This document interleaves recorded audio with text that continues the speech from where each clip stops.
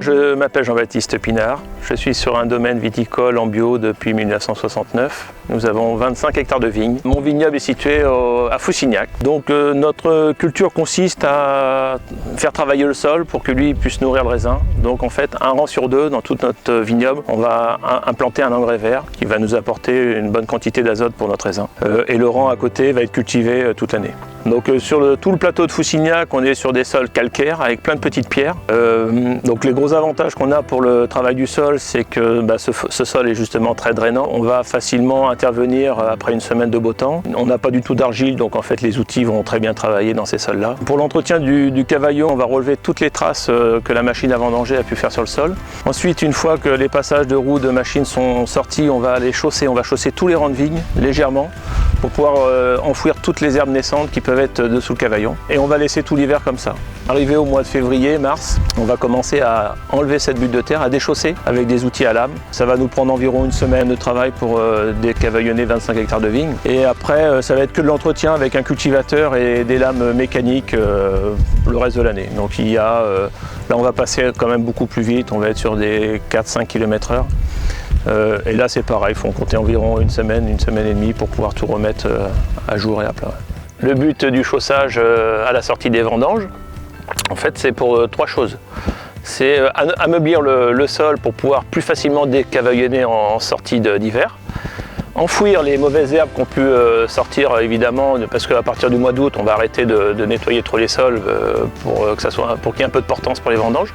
Troisième, c'est retarder la première intervention de sortie d'hiver. Des moments clés qui sont importants pour le travail du cavaillon, parce qu'aujourd'hui la problématique c'est le cavaillon, c'est pas le milieu du rang. Il faut absolument qu'on prépare notre terrain, comme je vous dis, après les vendanges, avec un bon chaussage, qui nous permet justement d'arriver sur un hiver sur des vignes déjà propres, entre guillemets.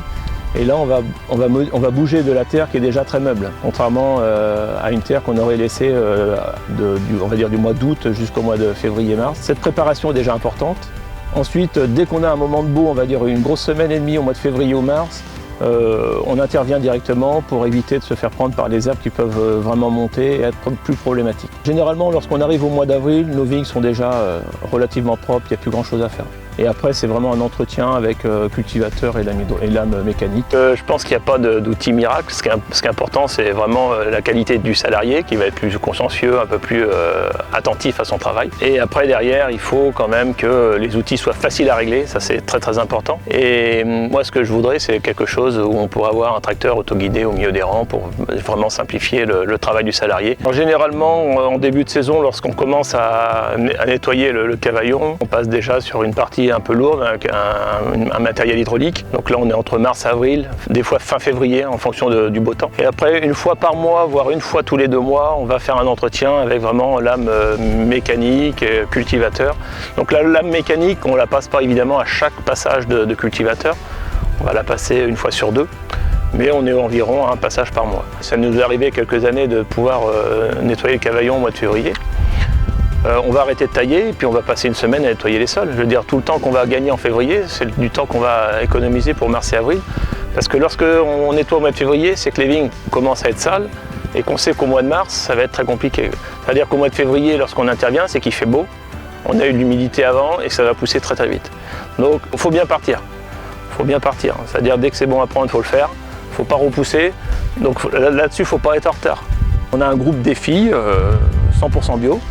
Donc on essaye de réfléchir pour changer peut-être des façons culturales, pour justement éviter de trop triturer, abîmer les sols, faire un peu moins de passage.